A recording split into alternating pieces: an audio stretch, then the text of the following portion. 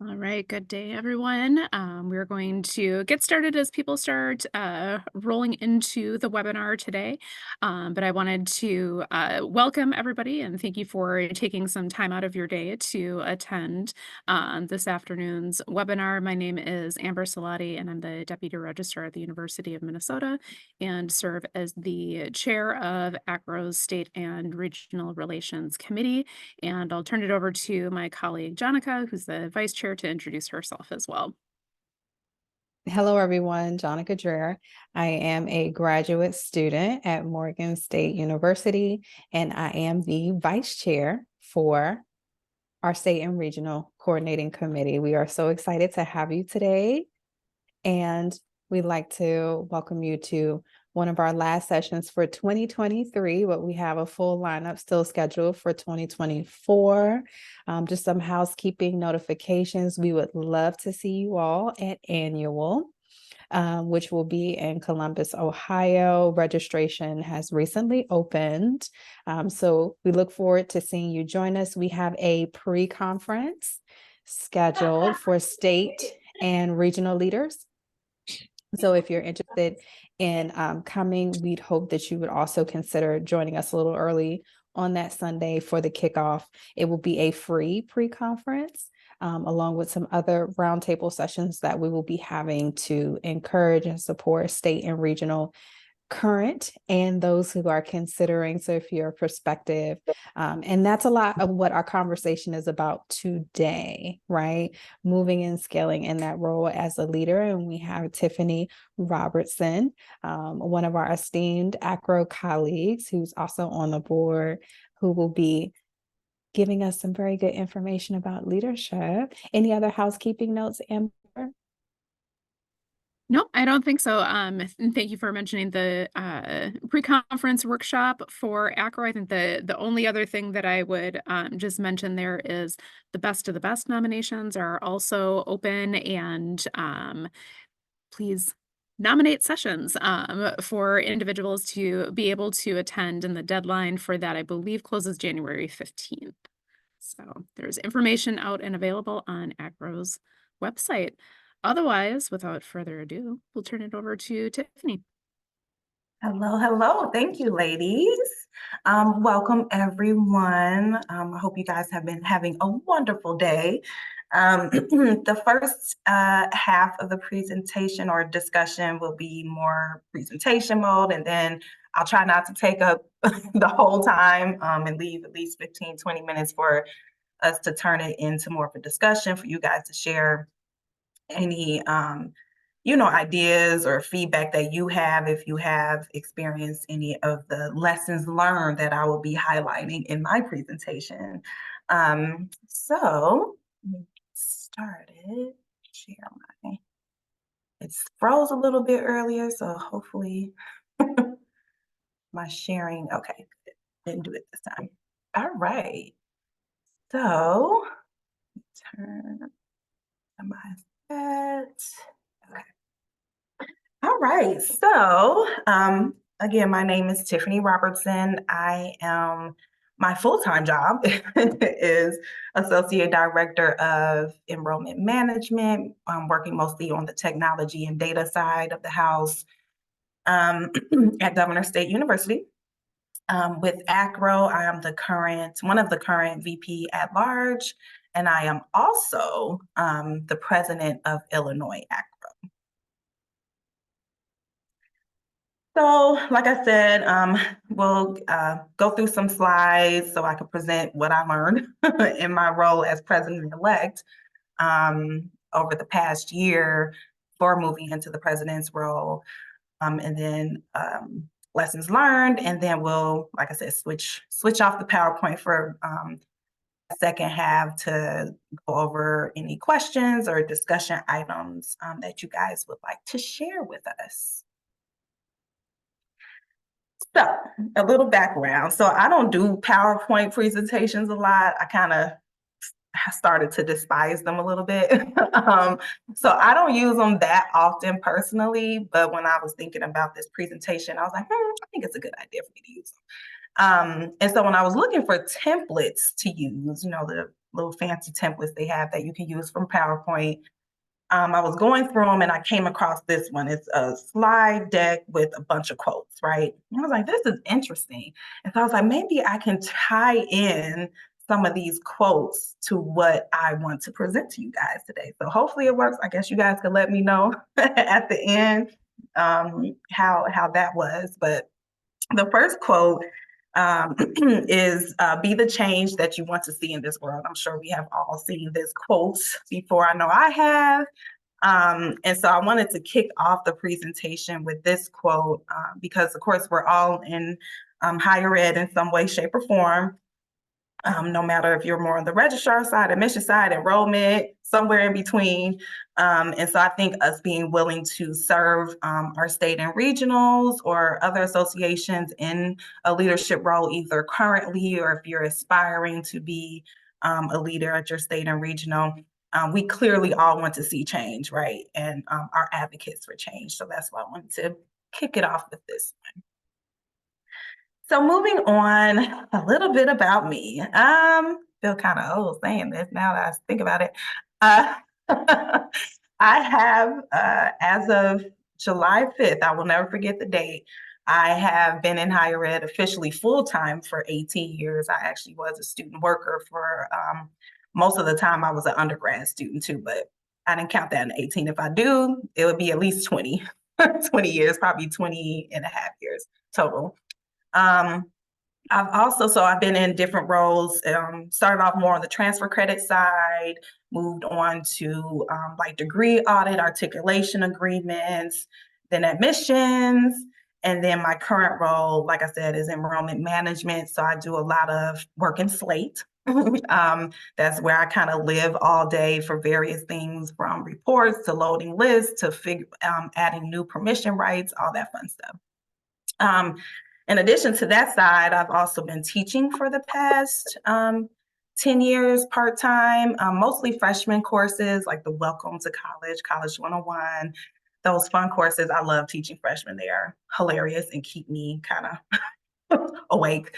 And then more recently, the last couple years, I started teaching graduate courses for under communication. So various courses under communication department. Outside of that, I am very active at the national and state level for ACRO. I started as an Illinois ACRO member, and I think I went to my first conference in 2013, perhaps. I think it was 2012. 2012. And I kind of got roped in from my first my first Illinois ACRO conference. I kind of joined and helped plan one of the district meetings. And then I'm not even going to list everything I've done with the state. And then when I moved to Governor State, I was at another institution when I first started being a member in Illinois ACRO.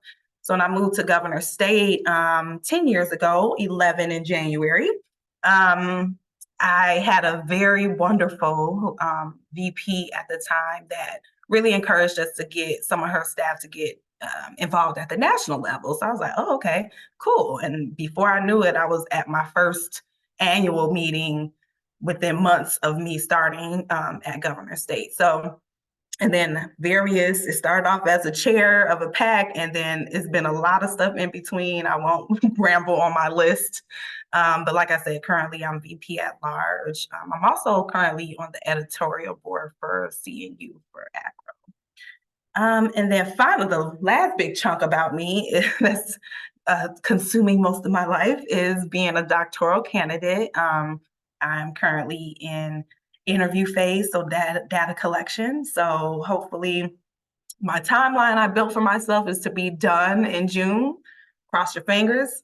That would be great. I might be able to, do it a little sooner. That's, but I'm gonna, hope for June. So that's pretty much everything that's consuming my, my life, the top 4 things consuming my life at the moment. So I want to share a little info. All right, so let's jump into it.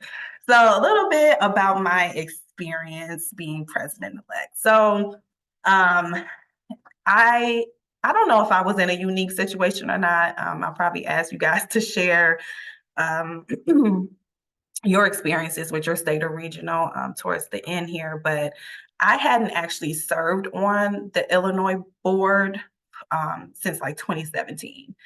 So I think I had been asked a couple times to consider being president-elect, and just because of the timing, I didn't make it on those first couple of times. And then the third time, I said, "Well, I guess third time's a charm." So I accepted the nomination, and then was formally elected back in 2022 October.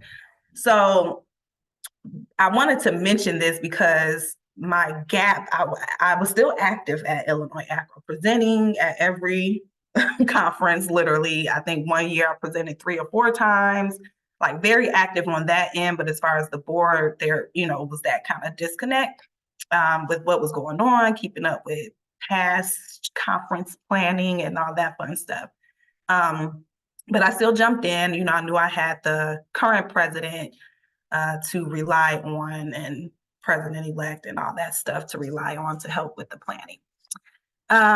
So a couple of things that I struggled with my experience was I believe most state and regionals have some form of a local arrangements committee, whether you call it that or not. You usually have a committee that is helping you plan. And I couldn't really get any volunteers. The people that volunteered were on the board, which I appreciated, but you're already filling a role on the board, and then now I'm asking you to help me, in a more hands-on way with the conference planning, which when you're on the board, it's kind of expected for you to do that. But to be part of the local arrangements committee too, but I had to work with what I got as far as volunteers. And neither of the 2 people that were on my committee wanted to be chair. So that meant by default, I was the chair of local arrangements. And then we'll talk a little bit more about that in a couple minutes. And then the other biggest thing to begin with that I struggled with was getting session proposals. So I think it was last month's webinar that I jumped on for state and regionals. That was just talking about conference planning in a sense in one of our breakout rooms. And I think that's kind of a trend from what I gather from that last call, is that sometimes those proposals come in pretty close to the time of the conference. And so then you're, kind of scrambling to get the program together, all that fun stuff. So that was one of my struggles in the beginning, was getting those session proposals submitted. And, people would tell me, "Oh, I'm going to submit something," but they either didn't at all, or they waited until within 2 weeks of the conference to submit. So, I accepted them because I needed to, get that program filled, but that was a bit of a struggle. So with me being chair of local arrangements, I literally planned every detail of the conference. And that's from, like I said, anywhere from trying to get session proposals, from I did the program, I created the logo for the conference, planned every meal for the conference, booked the DJ, but when I say everything, everything. And again, I found out that some state and regionals do and don't flow this way, but for Illinois, historically, the president-elect is the conference planner, which I get. But like I said, that local arrangements committee would have been very helpful for me, because of course I knew I was going to be coordinating. Like in my head, it was more of a coordinating all the things, but I was doing all the things. So yeah. And then I was also a part of being all the things, was being the contact person for our conference sales, hotel sales event manager. And I'll talk talk a little bit more about that experience in a second. So the next quote I wanted to highlight, and we'll talk about it after I share my first lessons learned a little bit more in detail. But this quote is, "We can only see a short distance ahead, but we can see plenty that needs to be done." So like simmer a little bit. So the first lesson is never too early to begin outreach. So, like I said, I was elected president-elect in October, during our 2022 annual conference. And I think I didn't really start doing real outreach as far as like local arrangements and proposals and just, kind of getting the word out there for the 2023 conference that I was planning until sometime in like early spring. Now, looking back, I probably would have started it a little early. I don't feel like I did it too late. But I think I would have started it maybe February-ish, not January, because a lot of us are coming back, starting our spring semesters. But once everybody got settled, I should have just started the kind of the, hey, need help, submit this, volunteer for this type of situation. So that's one of my lessons. And as far as the conference volunteers, and then the sponsors and vendors. So there was so one of the things I had to ask the president for help with was a list of previous sponsors and vendors that we reached out to for other conferences, and contact information so that I could contact them. And I think I started that process, it was spring, but I think, again, I could have started everything maybe February, so maybe a couple months ahead.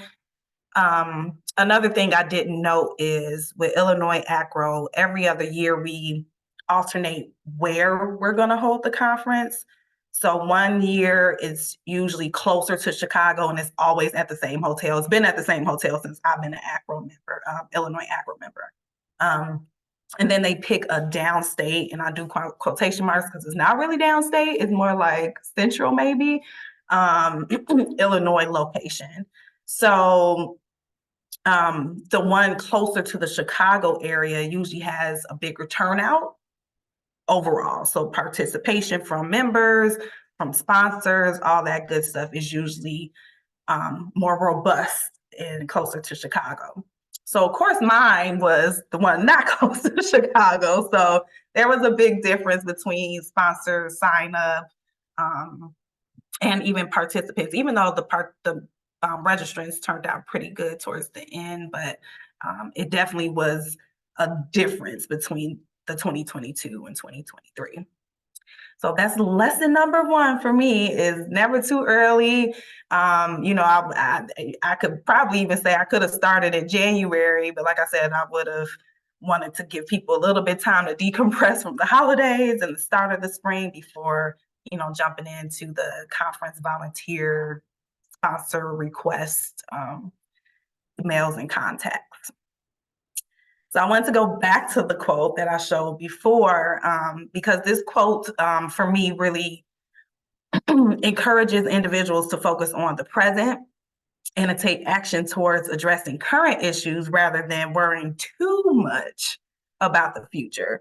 It emphasizes that there is always work to be done, which we all know, and that every effort towards progress, no matter how small, counts towards making a positive impact. So what needs to be done here and now impacts the future, right? So it's almost like a balancing act, at least in my opinion, between focusing on the here and now and planning for the future when you're planning a conference or planning any events for your association. But of course, the conference is the major thing.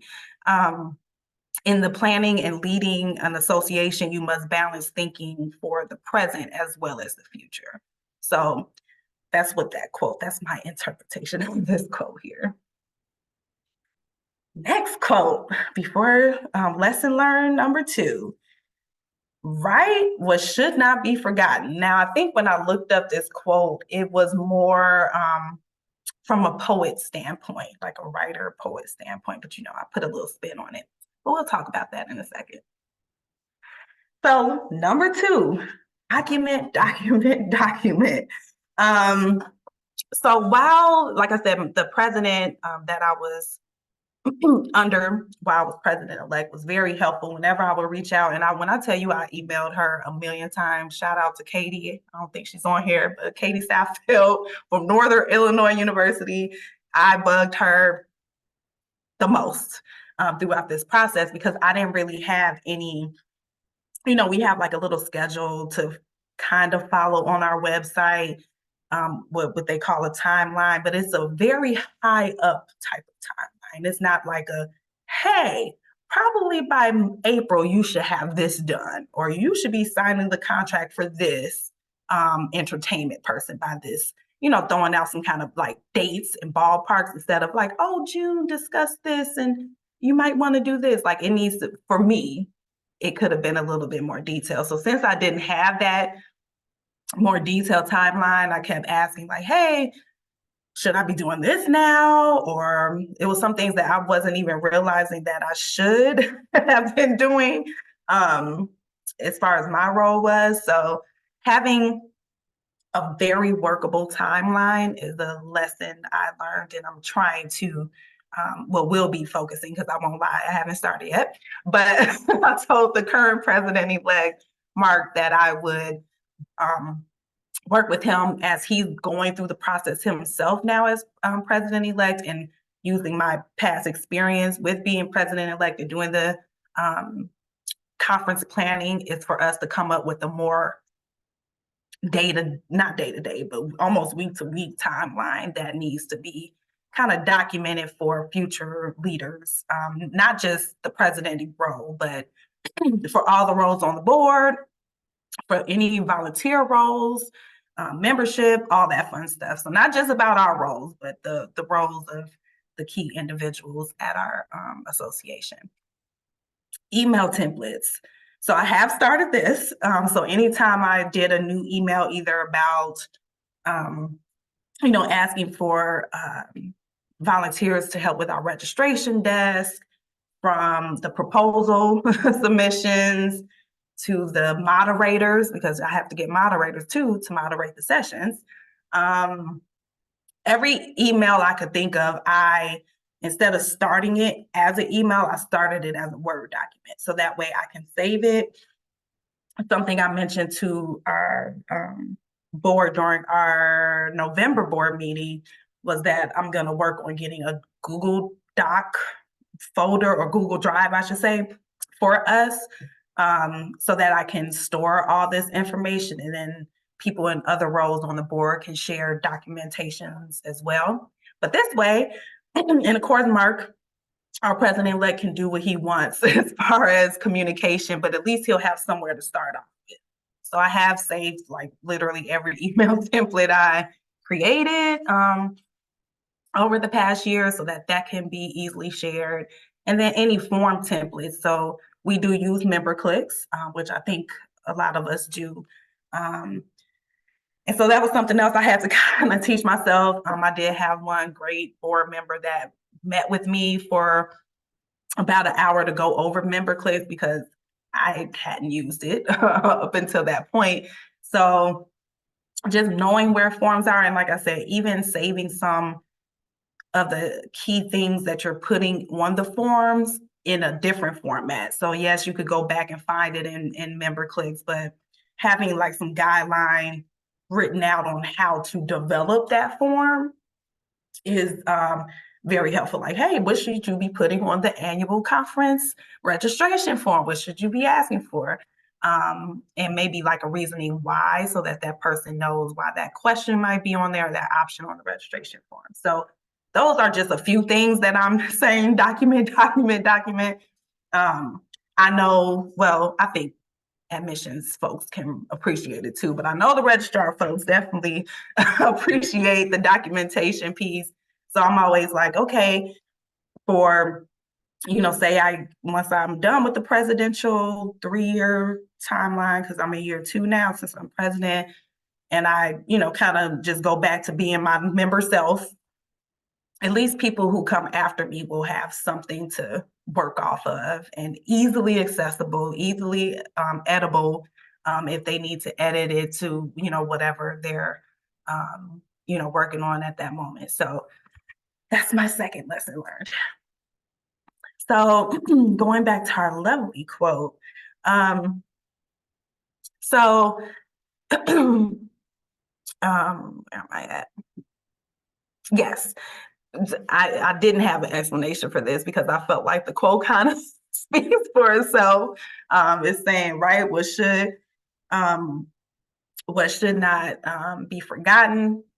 Exactly. Like if you're like, I need to remember this, or this was something very important, write it down, share it with others. Don't just write it down for yourself, because that's cool. But if nobody else has access to that information, it's a little, counterproductive, at least in my opinion.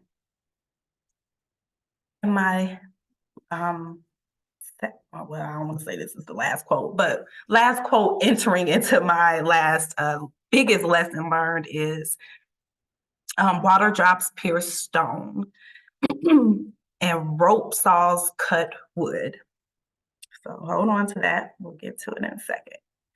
So my third one is be ready for the unknown. I sometimes pride myself on being able to think quick on my feet.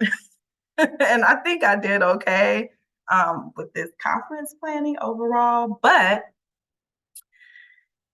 it was some things that I don't think you can really expect to possibly happen or break down during the process. So I know I mentioned in my earlier slide that I was the main point of contact for our sales manager rep. I forget what her title was at the conference hotel.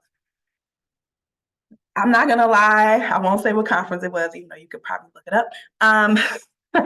It was a little rough. And when I say a little, I'm really lying. It was a big time issue. Sometimes I would go 2 weeks without getting a response from her, asking questions. As far as like rooms, like logistics, I mean, that's what she's connected to me for, right? Is to make sure that once we get down to the conference, that everything is going to run as smoothly as possible. So it was like communication breakdowns with my contact person.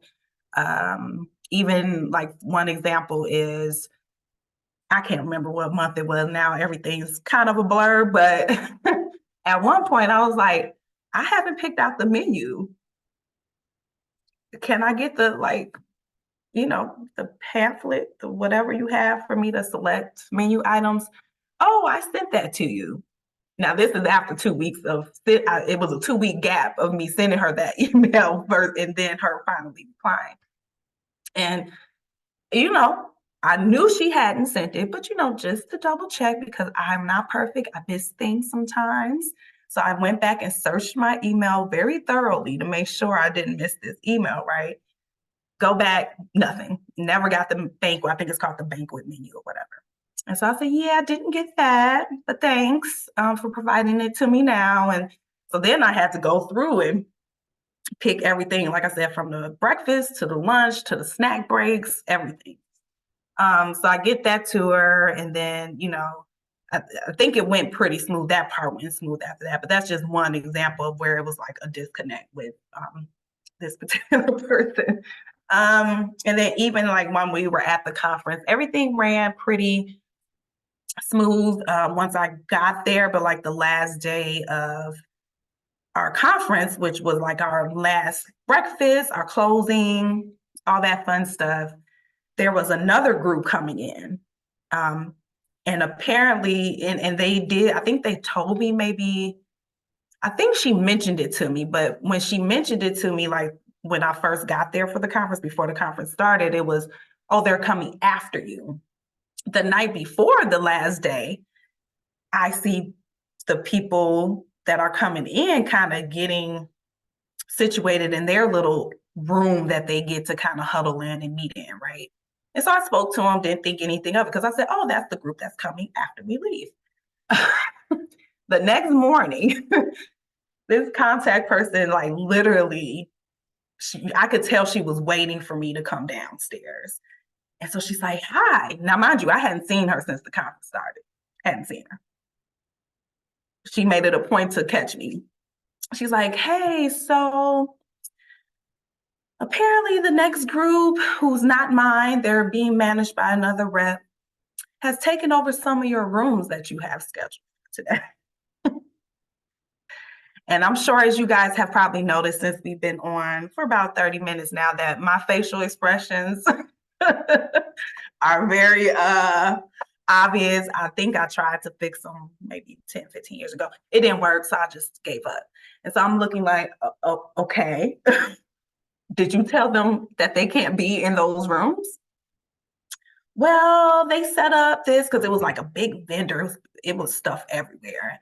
I should have took videos so I could have showed you guys this, but I didn't know I was going to be doing this part at the time. But it wasn't just a room they took over. The whole, what do you call that? I guess it's a hallway leading up to the different rooms and things was filled with people. And when I say filled, it was people everywhere, babies crying, like clothes everywhere, because a lot of the vendors that were coming for their conference was selling clothes and other items. It was chaos. They had even moved some of our conference signs. It was, look, when I tell you, I immediately text the then president, Katie. I said, yo, you need to come down here because I might get us all kicked out, right? Which I wasn't gonna do, but that was the first thought because it was just chaos. And I'm not like OCD, but I do like organization and I do like things to kind of run as smoothly as possible. And it had just like totally disconnected from that. So had to figure out they moved us to a different room for our closing breakfast. I think our two closing session, like actual like sessions, were able to stay, but in the rooms that we had, mind you, we still had all the rooms until our conference officially ended. That's the first thing. Then they moved because we usually meet as a board right after the conference ends. They had to move us to another room because that's the one room that they took over. And I don't even want to say ask, make them leave, since our contracts had us in those rooms. So that was a huge, and it was a communication breakdown, but it wasn't really a communication breakdown between me and somebody else. It was a communication breakdown between the staff at the conference hotel. So, we got everything figured out. I hurried up and sent out messages to the board members because I was the first one down there. And I didn't want them to come down freaking out like I was. So I tried to catch people when I could before they came down, as I'm walking, scrambling. Oh, and the room we were keeping some of our storage stuff in, they were all in there too. Yeah. So that was a big unknown. I was not ready for that at all. And hopefully nobody else has to experience anything like this. However, it obviously could happen because it happened to me. Volunteer backups, it wasn't too bad, but our registration staff, like a couple of people got sick, and couldn't make it to man our registration desk. But then we were able to recover pretty quickly. And one of my local arrangement committee members she did help get those volunteers for the registration desk. So she was able to kind of minimize the issues of not having anybody on the schedule for registration assistance, but be prepared. So almost try to get too many volunteers versus just enough. And that way, if you need to ask somebody to jump in, they're able to jump in, even if they're not like officially on the schedule to begin with, but they're ready and prepared. Dropping sessions. So I had one person or two people, it was two presenters, but one session. I think the week before dropped out mostly because they were still coming to the conference, but they left institutions in between there, and their presentation was something very specific to that institution, and they didn't want to, come in being now a representative of another institution and talk about, past things. And then I had a session canceled like maybe I think the day before or so. So yeah, so just be prepared for that. Hopefully, things happen. We all know things happen, and a lot of things were happening to a lot of people. I should have put registrants dropping out from participating. I got a lot. I thought it was a lot of emails within a week or two of the conference approaching of various like health issues, like going on with people, deaths in the family, accidents leading up. And I was like, oh God, I feel like I needed to wrap everybody up in bubble wrap, not just so they could make it to the conference, but I was just like, what is going on? It's very concerning, some, sad moments, but even while we were at the conference, one of the board members had to leave because of an emergency, a health emergency. So it was a lot going on.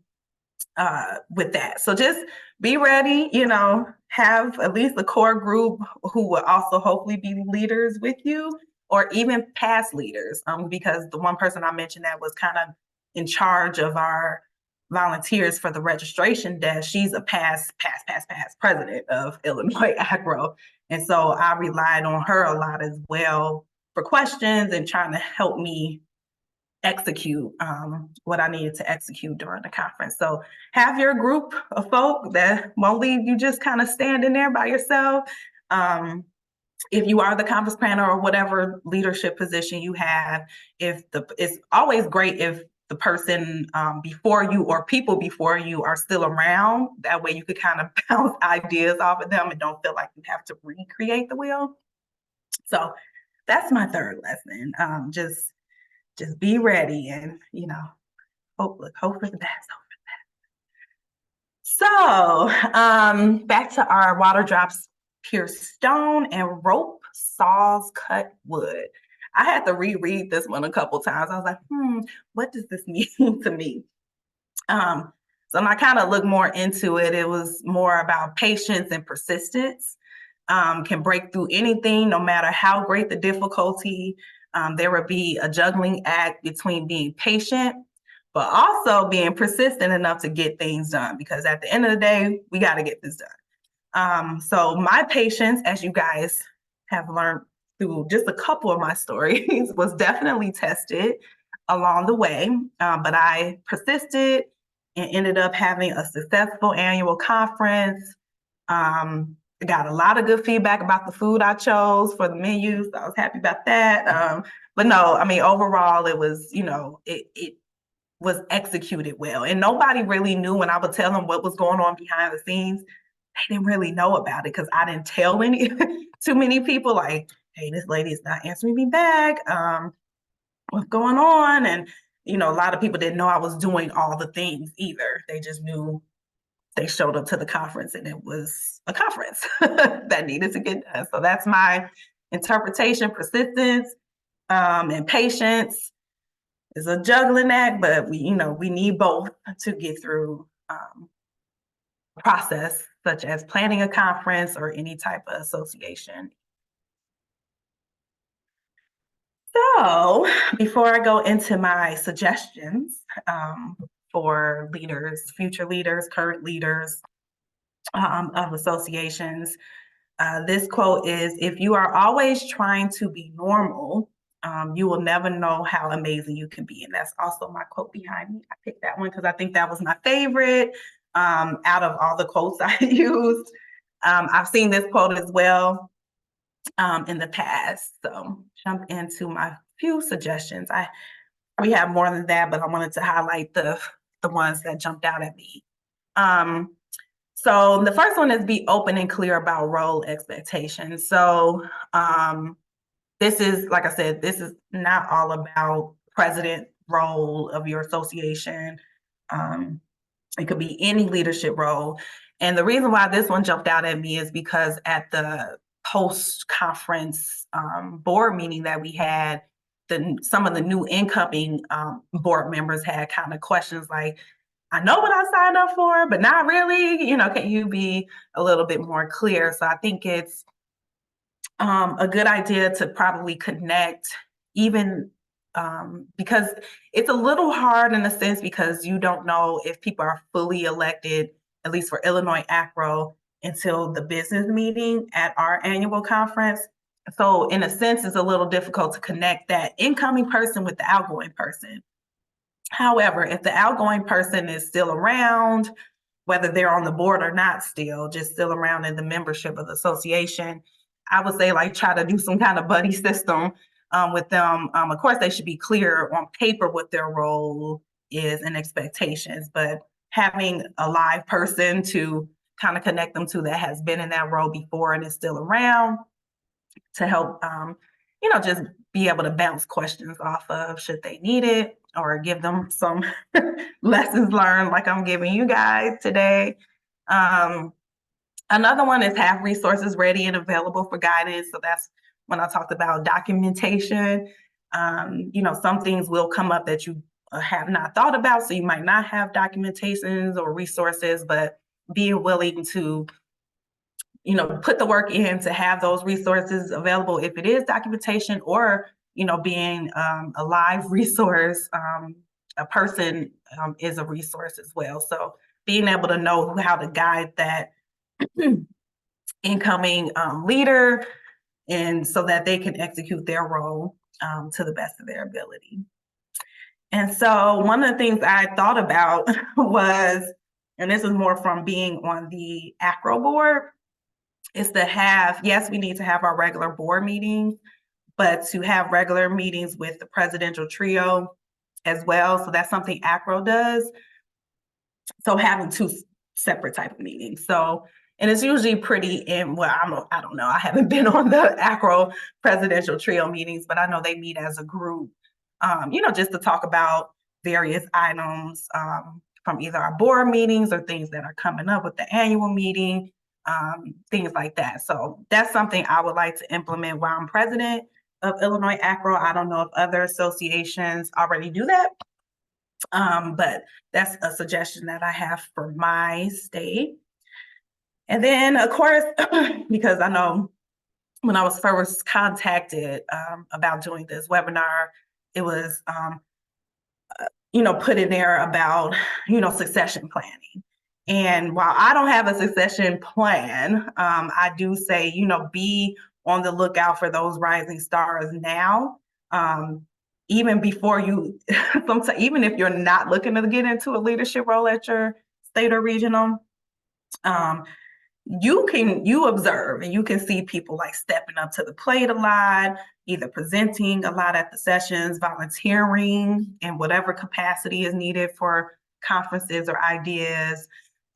So whether you're a part of the leadership staff or just a member of the association, keep an eye out for people who you're like, I think you would be really good in that idea. And then tell the board, tell people like, hey, I think this person would be great if this opportunity opens up.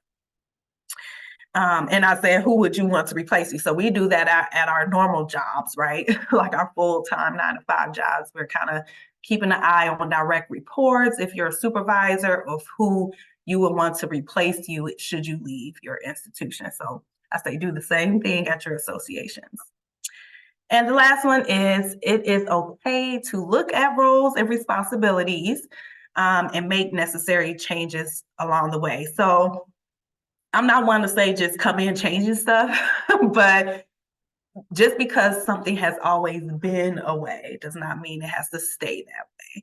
So just be open to changing, if things just kind of aren't working how they should be working, looking at, different roles, responsibilities, processes that can change, even if it's one little change, be able to and be open to, looking at those and working to make those changes happen.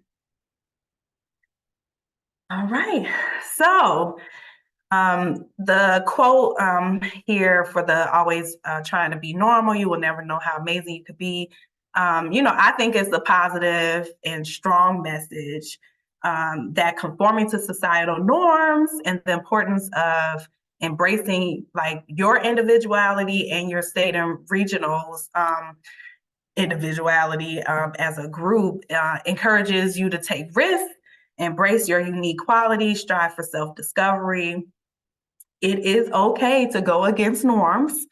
I am telling you, while things, how things have always been may be great, and it's great to have guidelines kind of set in place for current and future leaders, it is okay to make change that is both positive and impactful for all. All right. Okay, I did almost okay. All right, so I wanted to open up. I'm actually gonna stop sharing for a second so I can see you guys because I can't really see. Okay, there you guys are. So I wanted to stop and see if there were any questions about anything I shared, to see if you, as a state or regional leader or prospective leader, have anything to point out about my top 3 lessons learned if you forgot. The first one was it's never too early to start outreach. Second one was document.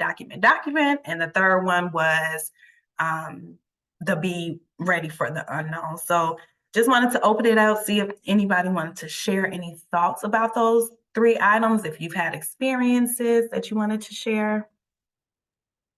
Hi, Tiffany. It's Roz. Roz. How are you? Pretty good. Good. I'm not going to elaborate on that. The only thing I do want to say is and I'm sorry my video was off. I'm not looking my best today, y'all. You have to excuse me. But I was the board rep for the Illinois State Conference, and when I tell you that everything is that Tiffany told you today was the God's honest truth. It was, and the one thing I can say is she handled every situation with patience, grace. I don't know if I could have been as patient as Tiffany was, especially coming down the last day of the conference that morning. And we literally had to step over strollers and clothing racks, and just to get to the room where breakfast was going to be held.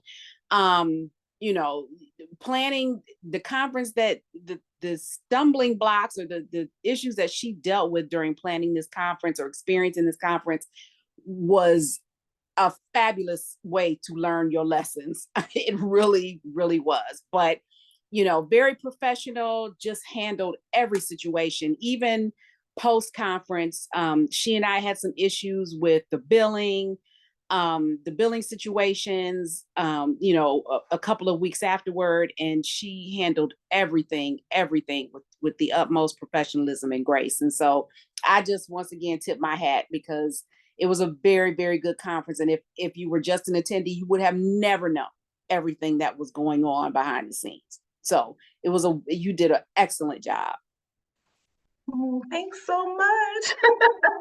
Oh, yeah, that's a big compliment for somebody who I feel like I am not naturally patient at all. Well, I won't say at all. Depending on the situation, I can be, but I am impatient, y'all. I want stuff done how it's supposed to be done and when it's supposed to be done. But I'm so glad, especially as our board rep, that Roz and none of the other members felt the kind of chaos I was living in. That's the whole point, I guess. Yes, Jonica. Got your hand up. Thank you for presenting on this topic. I'm thinking through a brand new leader who's coming on board. Typically when they are programmed, right? They don't move into, that's kind of, I won't say an entry role, but it is an entryway, because we do programming, right? On the admission side and enrollment and registrar. So if we recruit a new person, great, you come in as programming chair, programming VP, this is your first year and they deal with this situation, your exact situation, Tiffani. Tiffani, having been in ACRO, been at conferences since 2012, how do we, say your president, say your president-elect, say your past president, support new Tiffani, first year Tiffani at her first state regional conference and managing and navigating some of those loopholes if the 3 lessons that you learned aren't in place? We don't have good documentation. If we don't have documentation, we couldn't tell you what was known or unknown. Maybe there was a transition. It's a whole brand new board. Like, how do we as leaders work through supporting our newest members that we recruit to come into these roles who may be very unfamiliar with the landscape, and hopefully keep them so they come back? Right, for other roles or stay in their current role. I mean, the first thing that jumps out at me is, while I knew that the president and past presidents of the organization was there for me to reach out and would be receptive, I think what I want to do now that I'm president is outreach to the newer people more instead of waiting for them to reach out to me to ask questions. I think, I say, oh, ask me questions, call me, text me, email, and we tell people that all the time, and they still feel like they're bothering you when they reach out. I don't want anybody to feel like they're bothering me, and I also don't want anybody to feel like they have to wait for it to be an issue to reach out. So like if I'm more proactive with reaching out, it might be something that happened that day because I have that gift some kind of way. I'll reach out and something literally happened to somebody that I'll reach out to just randomly that they need to talk out or talk it out. So I think that will open up the comfortability and not them feeling like they're on this island alone and like, well, this is my responsibility. So I am the only person that can do this and get this done. I want to make sure that they know that. And I think one of the ways I could, as a current leader and other current leaders can to get their newer leaders to stay, is to be more proactive with your outreach and not wait for them to reach out to you. So that's the first thing that comes to mind. Thank you. And also like the buddy system, like the trio and your lessons learned or your suggestions for ways to help new leaders as they come on, but also the current ones. We have a lot of stuff going on at our jobs. So I know for myself and Amber, it's nice to be on one accord and know that she, doesn't have to, even though we have a full committee, you have another person who's intricately connected and invested in your success because it is collective. Right. So thank you. It's not like, hey, I got you to replace me or replace the last person. Like, tag, you're it. We don't want them to feel like that. And I know that's not most people's intention to make people feel like that, but I'm pretty sure people have felt like that when they've gotten involved in some of these roles. Like, oh, okay, I was just like a placeholder to get in here and get whatever job I was elected to get done there. You want to make sure it's still a team-based effort, even though that's your role. It's all of our role because we're all leaders in an association. If one piece is broken, the whole thing could fall apart. So we have to make sure we have that support and be, like I said, that whole proactive. I'm a proactive person, I am a reactive person, but I'm more of a proactive person. I'm a reactive because I have to be in most of my roles I have, but that proactive piece is huge and will save a lot of stress for you and for whoever you're helping or putting resources out there for. Any other questions, discussion points, comments? Well, I would like to comment. Actually, I do not have a question, but thank you so much, Tiffani, for this, wonderful presentation and the proverbs. Oh gosh, yeah, they're so motivational. So I totally hear you, and I've been there regarding the outreach for session proposals and how it's hard to get them. to get people to volunteer for proposals and to do things on time. It's yeah, I mean, it's a struggle, I know, and I really appreciate this that we have always to, to do the outreach ahead of time, and sometimes be proactive. And yeah, definitely. I mean, for documentation also is also very important. And yeah, it helps a lot with transitioning from one position to the next. So I just want to say thank you so much for No this presentation. No problem. And I would like to be proactive and let you guys know that you can reach out to me if you are currently, and I'm not saying I have the answers for everything, because obviously I did not in my situation. However, if you need somebody else to bounce, somebody that's kind of aware of different, leadership roles you may have in your association, but still disconnected in a way where I'm not too much into it because I'm not at your state or regional, you need somebody to bounce ideas or questions off of, feel free to let me know. Reach on out. I could put my email. I don't know. I don't even know. Can't even find the chats. And Yes, here Tiffani, it is. if you wouldn't mind, in the interest of time, adding a message to our state and regional exchange. And you can also post your PowerPoint there if you'd like to, or at least review a couple of notes with the individuals. We will post this session for a replay, but we do encourage you all to utilize exchange, to ask your questions. It is our network to communicate and connect with other leaders as we go through issues in the associations, as we think about our state and regional associations. So please add a link, add a discussion thread, any type of things to our exchange. Okay. I will. And the last thing, I'm not going to reshare my slide. The last thing I wanted to share before we go is a final quote, that sometimes dreams are wiser than waking. So the way I interpreted that is, well, the quote was really more about, sometimes the world of dreams and the wisdom that can be hidden in them. It suggests that experiences and insights that we gain from our dreams can be just as valuable, if not more so, than those in our waking life, right? So I took that as dreams to me are the thoughts and ideas that make your state and regional, or that benefit your state and regional as an association organization to all members. And the waking part are how things are going currently. So your dreams are what thoughts and ideas you have to make your association better. And that waking moment is how those things are going currently. So it's okay to make those dreams a reality. So that's how I wanted to leave it. That's a perfect quote to end with. Thank you so much, Tiffani, for your time today. And thank you all for attending. Our next webinar will be January 10th, which is also a Wednesday from 2 to 3 p.m. Eastern, and we'll be talking all things finance. So make sure to mark your calendars for that. Again, thank you, Tiffani, and thank you all for attending today.